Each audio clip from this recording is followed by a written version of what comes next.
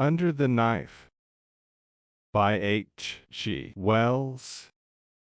What if I die under it? The thought recurred again and again as I walked home from Haddon's. It was a purely personal question. I was spared the deep anxieties of a married man, and I knew there were few of my intimate friends, but would find my death troublesome chiefly on account of their duty of regret. I was surprised indeed, and perhaps a little humiliated, as I turned the matter over, to think how few could possibly exceed the conventional requirement. Things came before me stripped of glamour, in a clear, dry light. During that walk from Haddon's house over Primrose Hill, there were the friends of my youth. I perceived now that our affection was a tradition, which we foregathered rather laboriously to maintain. There were the rivals and helpers of my later career. I suppose I had been cold-blooded, or undemonstrative. One perhaps implies the other. It may be that even the capacity for friendship is a question of physique. There had been a time in my own life when I had grieved bitterly enough at the loss of a friend, but as I walked home that afternoon the emotional side of my imagination was dormant. I could not pity myself, nor feel sorry for my friends, nor conceive of them as grieving for me. I was interested in this deadness of my emotional nature, no doubt a concomitant of my stagnating physiology, and my thoughts wandered off along the line it suggested. Once before, in my hot youth, I had suffered a sudden loss of blood, and had been within an ace of death. I remembered now that my affections as well as my passions had drained out of me, leaving scarce anything but a tranquil resignation, a dreg of self-pity. It had been weeks before the old ambitions and tendernesses and all the complex moral interplay of a man had reasserted themselves. It occurred to me that the real meaning of this numbness might be a gradual slipping away from the pleasure-pain guidance of the animal man. It has been proven, I take it, as thoroughly as anything can be proven in this world, that the higher emotions, the moral feelings, even the subtle unselfishness of love, are evolved from the elemental desires and fears of the simple animal. They are the harness in which man's mental freedom goes. And it may be that as death overshadows us, as our possibility of acting diminishes, this complex growth of balanced impulse, propensity and aversion, whose interplay inspires our acts, goes with it, leaving what? I was suddenly brought back to reality by an imminent collision with the butcher boy's tray. I found that I was crossing the bridge over the Regent's Park Canal, which runs parallel with that in the Zoological Gardens. The boy in blue had been looking over his shoulder at a black barge advancing slowly, towed by a gaunt white horse. In the gardens a nurse was leading 3 happy little children over the bridge. The trees were bright green. The spring hopefulness was still unstained by the dusts of summer. The sky and the water was bright and clear, but broken by long waves, by quivering bands of black, as the barge drove through. The breeze was stirring, but it did not stir me as the spring breeze used to do. Was this dullness a feeling in itself, an anticipation? It was curious that I could reason and follow out a network of suggestion as clearly as ever. So, at least, it seemed to me. It was calmness rather than dullness that was coming upon me. Was there any ground for the relief in the presentiment of death? Did a man near to death begin instinctively to withdraw himself from the meshes of matter and sense, even before the cold hand was laid upon his? I felt strangely isolated without regret from the life and existence about me. The children playing in the sun and gathering strength and experience for the business of life, the park keeper gossiping with a nursemaid, the nursing mother, the young couple intent upon each other as they passed me, the trees by the wayside spreading new, pleading leaves to the sunlight, the stir in their branches. I had been part of it all, but I had nearly done with it now.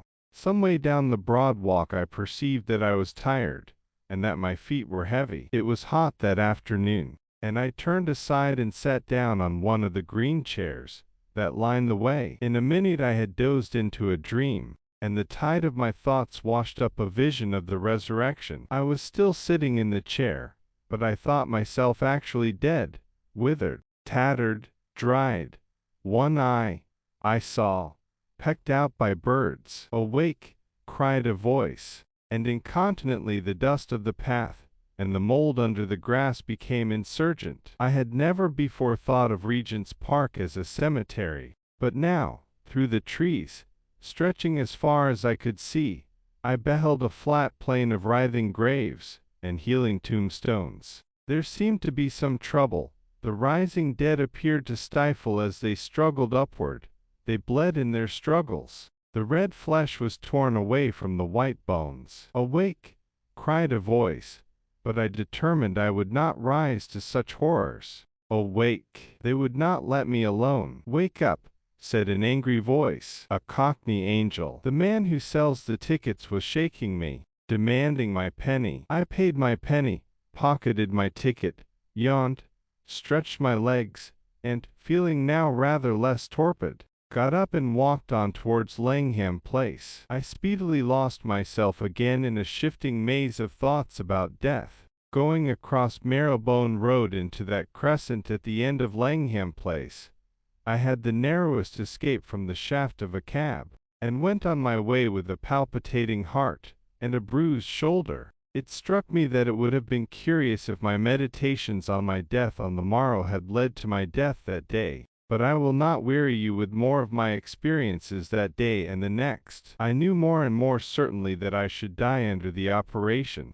At times I think I was inclined to pose to myself. The doctors were coming at 11, and I did not get up. It seemed scarce worthwhile to trouble about washing and dressing, and though I read my newspapers and the letters that came by the first post, I did not find them very interesting. There was a friendly note from Addison, my old school friend, calling my attention to discrepancies and a printer's error in my new book, with one from Langridge venting some vexation over Minton. The rest were business communications. I breakfasted in bed. The glow of pain at my side seemed more massive. I knew it was pain, and yet, if you can understand, I did not find it very painful. I had been awake and hot and thirsty in the night, but in the morning bed felt comfortable. In the night time I had lain thinking of things that were past. In the morning I dozed over the question of immortality. Haddon came, punctual to the minute, with a neat black bag, and Mowbray soon followed. Their arrival stirred me up a little. I began to take a more personal interest in the proceedings. Haddon moved the little octagonal table close to the bedside, and, with his broad back to me, began taking things out of his bag. I heard the light click of steel upon steel. My imagination, I found, was not altogether stagnant. "Will you hurt me much?" I said in an offhand tone. "Not a bit," Haddon answered over his shoulder. "We shall chloroform you. Your heart's as sound as a bell." And as he spoke, I had a whiff of the pungent sweetness of the anesthetic. They stretched me out, with a convenient exposure of my side, and, almost before I realized what was happening, the chloroform was being administered. It stings the nostrils, and there is a suffocating sensation at first. I knew I should die, that this was the end of consciousness for me, and suddenly I felt that I was not prepared for death. I had a vague sense of a duty overlooked, I knew not what. What was it I had not done? Oh, could think of nothing more to do, nothing desirable left in life, and yet I had the strangest disinclination to death, and the physical sensation was painfully oppressive. Of course the doctors did not know they were going to kill me. Possibly I struggled. Then I fell motionless, and a great silence, a monstrous silence, and an impenetrable blackness came upon me.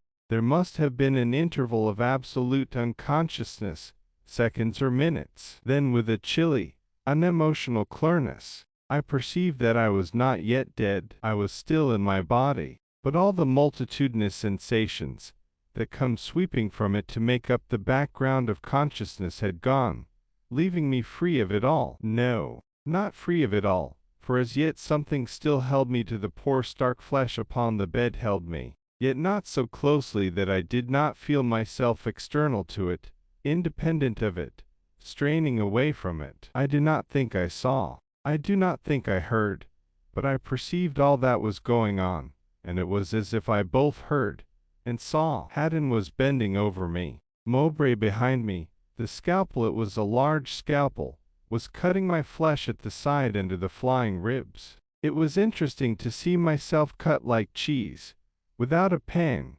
without even a qualm. The interest was much of a quality with that one might feel in a game of chess between strangers. Haddon's face was firm and his hand steady, but I was surprised to perceive how I know not that he was feeling the gravest doubt as to his own wisdom in the conduct of the operation. Mowbray's thoughts, too, I could see. He was thinking that Haddon's manner showed too much of the specialist. New suggestions came up like bubbles through a stream of frothing meditation, and burst one after another in the little bright spot of his consciousness. He could not help noticing and admiring Haddon's swift dexterity, in spite of his envious quality and his disposition to detract. I saw my liver exposed. I was puzzled at my own condition. I did not feel that I was dead, but I was different in some way from my living self. The gray depression that had weighed on me for a year or more and colored all my thoughts was gone. I perceived and thought without any emotional tint at all.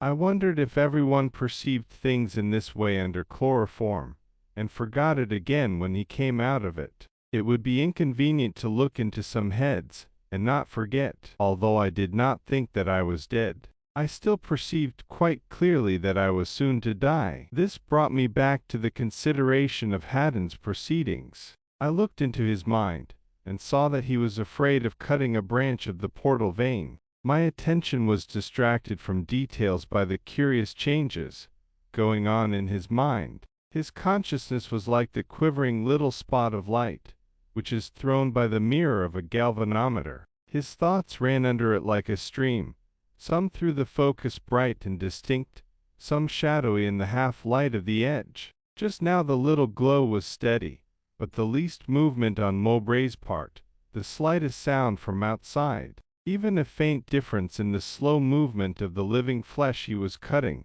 set the light spot shivering and spinning. A new sense impression came rushing up through the flow of thoughts, and lo, the light spot jerked away towards it, swifter than a frightened fish. It was wonderful to think that upon that unstable, fitful thing depended all the complex motions of the man, that for the next 5 minutes, therefore, my life hung upon its movements, and he was growing more and more nervous in his work. It was as if a little picture of a cut vein grew brighter, and struggled to oust from his brain another picture of a cut falling short of the mark. He was afraid.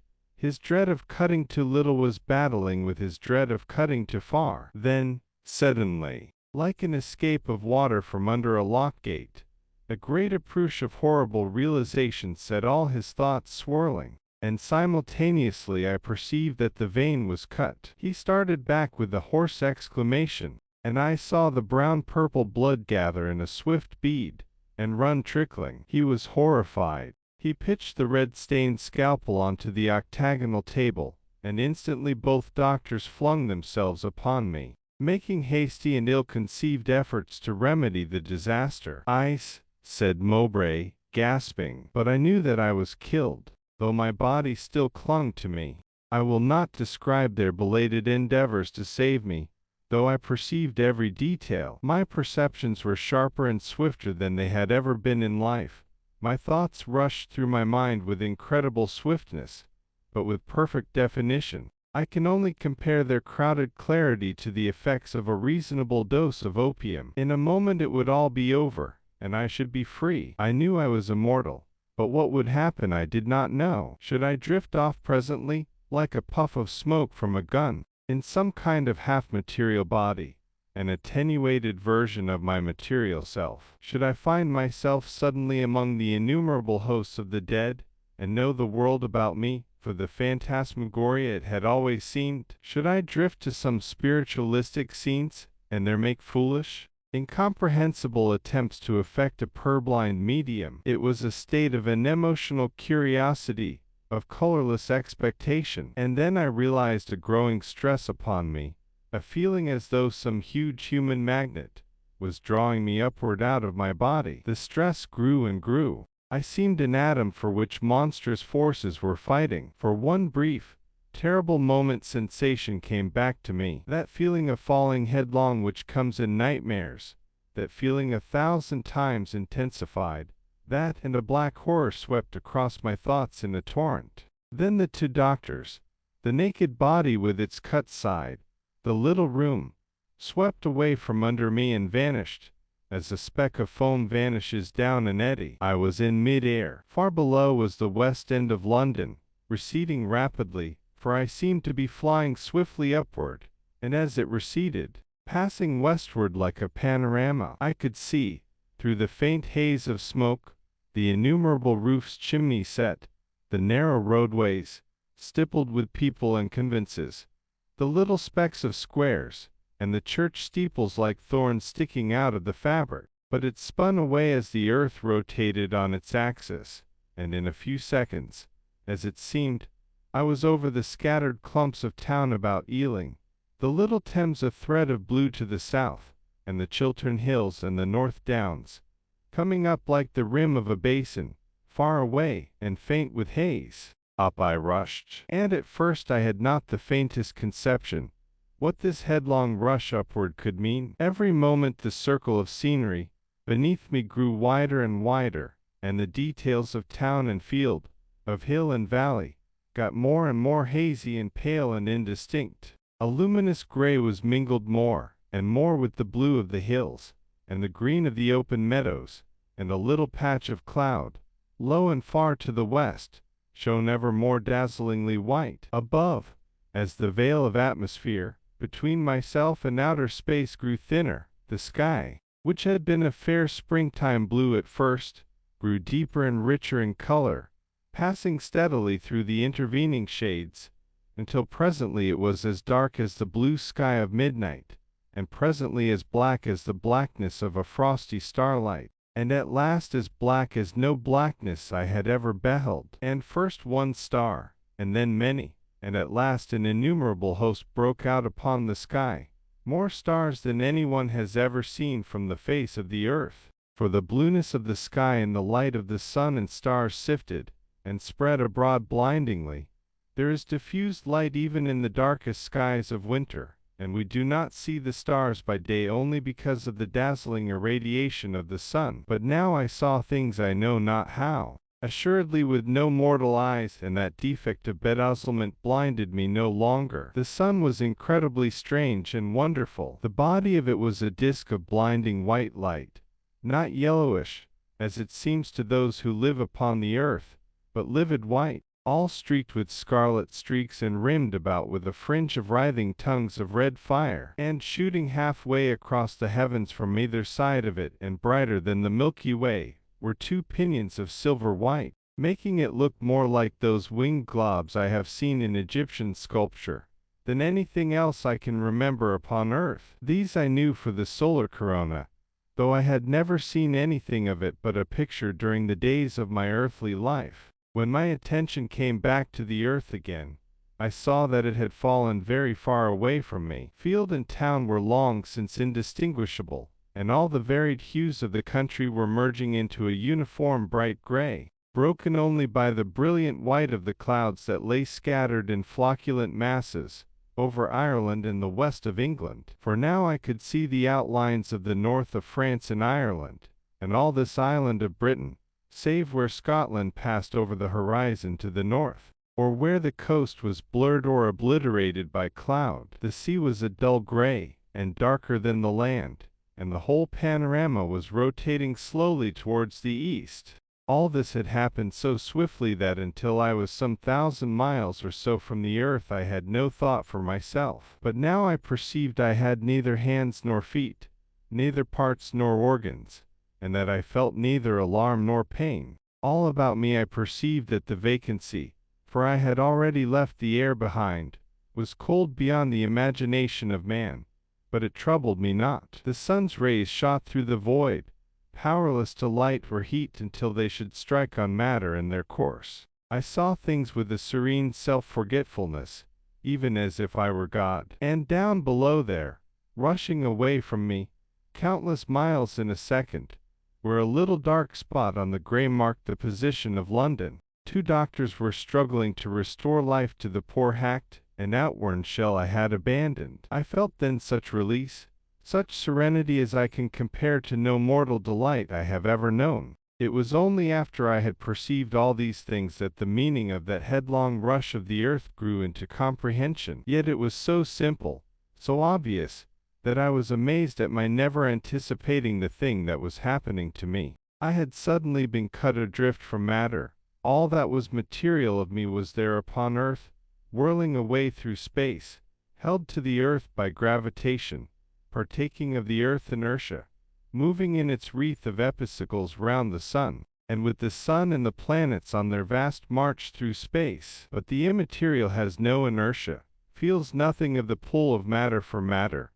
Where it parts from its garment of flesh, there it remains so far as space concerns it, any longer immovable in space. I was not leaving the earth was leaving me, and not only the earth but the whole solar system was streaming past and about me in space, invisible to me, scattered in the wake of the earth upon its journey. There must be an innumerable multitude of souls, stripped like myself of the material, stripped like myself of the passions of the individual, and the generous emotions of the gregarious brute, naked intelligences, things of new-born wonder and thought, marveling at the strange release that had suddenly come on them. As I receded faster and faster from the strange white sun in the black heavens, and from the broad and shining earth upon which my being had begun, I seemed to grow in some incredible manner vast, vast as regards this world I had left, vast as regards the moments and periods of a human life. Very soon I saw the full circle of the earth, slightly gibbous, like the moon when she nears her full, but very large, and the silvery shape of America was now in the noonday blaze, wherein, as it seemed, little England had been basking but a few minutes ago. At first the earth was large, and shone in the heavens, filling a great part of them, but every moment she grew smaller and more distant. As she shrank, the broad moon in its third quarter crept into view over the rim of her disk. I looked for the constellations. Only that part of Aries directly behind the sun and the lion, which the earth covered, were hidden. I recognized the tortuous, tattered band of the Milky Way with Vega very bright between sun and earth, and Sirius and Orion shone splendid against the unfathomable blackness in the opposite quarter of the heavens. The pole star was overhead, and the Great Bear hung over the circle of the earth. And away beneath and beyond the shining corona of the sun were strange groupings of stars I had never seen in my life, notably a dagger-shaped group that I knew for the Southern Cross. All these were no larger than when they had shone on earth, but the little stars that one scarce sees shone now against the setting of black vacancy, as brightly as the first magnitudes had done, while the larger worlds were points of indescribable glory and color. Aldebaran was a spot of blood-red fire, and Sirius condensed to one point the light of innumerable sapphires. And they shone steadily, they did not scintillate, they were calmly glorious. My impressions had an adamantine hardness and brightness. There was no blurring softness, no atmosphere. Nothing but infinite darkness set with the myriads of these acute and brilliant points and specks of light. Presently, when I looked again, the little earth seemed no bigger than the sun, and it dwindled and turned as I looked, until in a second's space, as it seemed to me, it was halved. And so it went on swiftly dwindling. Far away in the opposite direction, a little pinkish pin's head of light, shining steadily, was the planet Mars. I swam motionless in vacancy, and, without a trace of terror or astonishment, watched the speck of cosmic dust we call the world fall away from me. Presently it dawned upon me that my sense of duration had changed, that my mind was moving not faster, but infinitely slower, that between each separate impression there was a period of many days. The moon spun once round the earth as I noted this,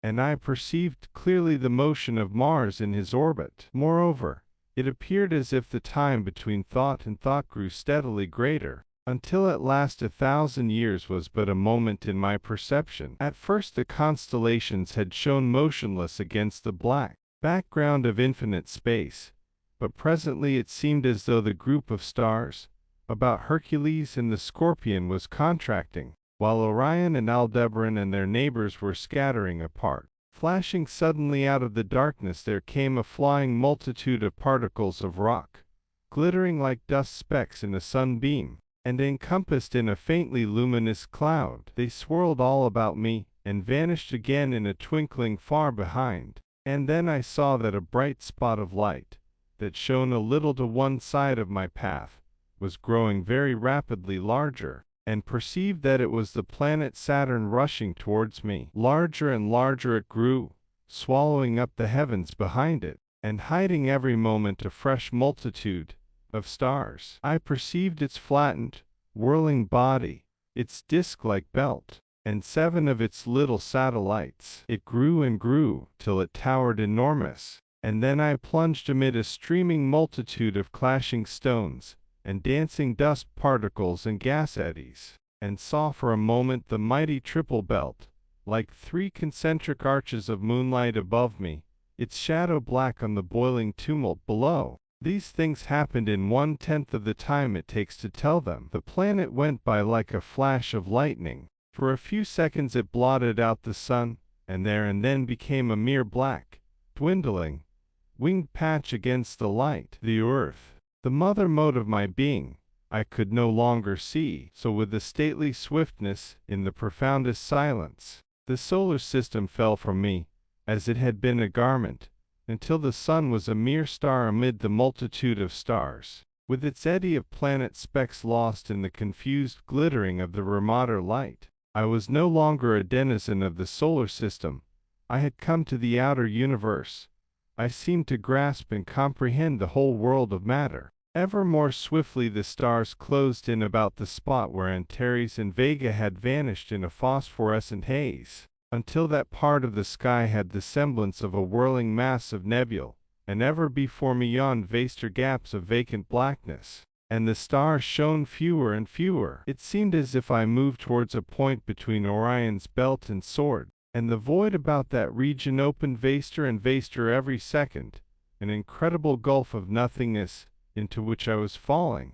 Faster and ever faster the universe rushed by, a hurry of whirling motes at last, speeding silently into the void, stars glowing brighter and brighter, with their circling planets catching the light in a ghostly fashion as I neared them, shone out and vanished again into inexistence.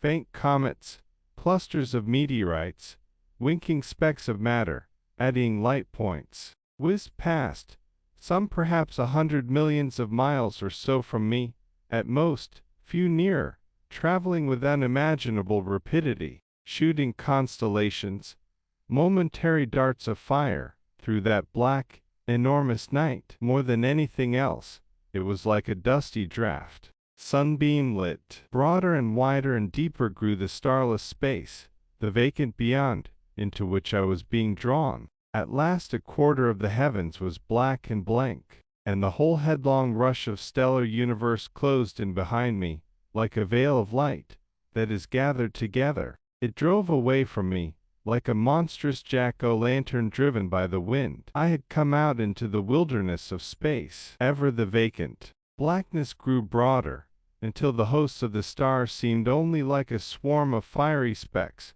hurrying away from me, inconceivably remote, and the darkness, the nothingness and emptiness, was about me on every side. Soon the little universe of matter, the cage of points in which I had begun to be, was dwindling, now to a whirling disk of luminous glittering, and now to 1-minute disk of hazy light. In a little while it would shrink to a point, and at last would vanish altogether. Suddenly feeling came back to me, feeling in the shape of overwhelming terror, such a dread of those dark vastitudes as no words can describe, a passionate resurgence of sympathy and social desire. Were there other souls, invisible to me as I to them, about me in the blackness? Or was I indeed, even as I felt, alone? Had I passed out of being into something that was neither being nor not being? The covering of the body, the covering of matter, had been torn from me, and the hallucinations of companionship and security. Everything was black and silent.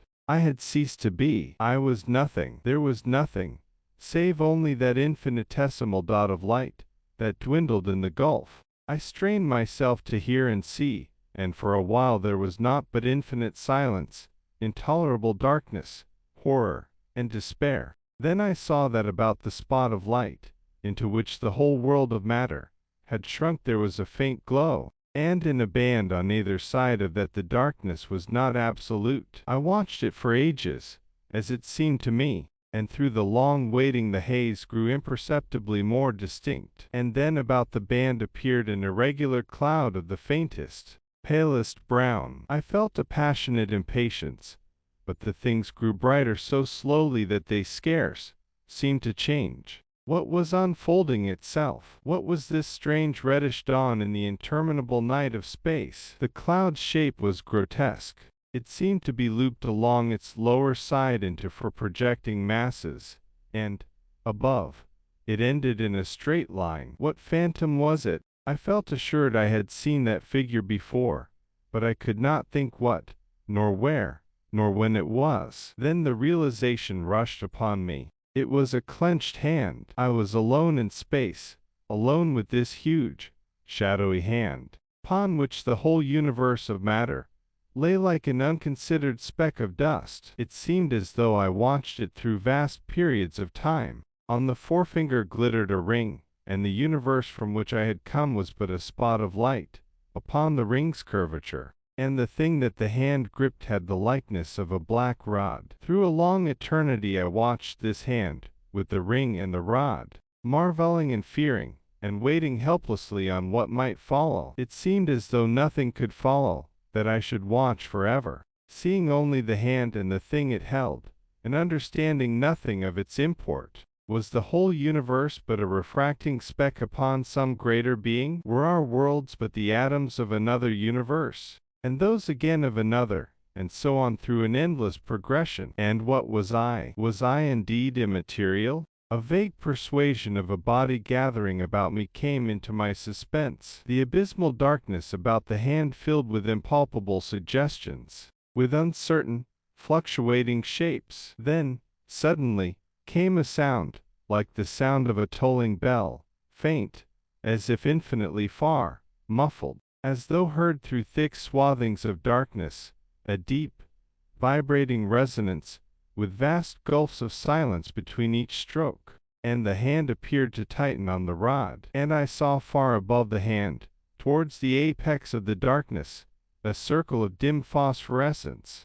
a ghostly sphere whence these sounds came throbbing, and at the last stroke the hand vanished, for the hour had come, and I heard a noise of many waters. But the black rod remained as a great band across the sky. And then a voice, which seemed to run to the uttermost parts of space, spoke, saying, "There will be no more pain." At that an almost intolerable gladness and radiance rushed in upon me, and I saw the circle shining white and bright, and the rod black and shining, and many things else distinct and clear. And the circle was the face of the clock, and the rod the rail of my bed. Haddon was standing at the foot, against the rail, with a small pair of scissors on his fingers, and the hands of my clock on the mantel over his shoulder were clasped together over the hour of 12. Mowbray was washing something in a basin at the octagonal table, and at my side I felt a subdued feeling that could scarce be spoken of as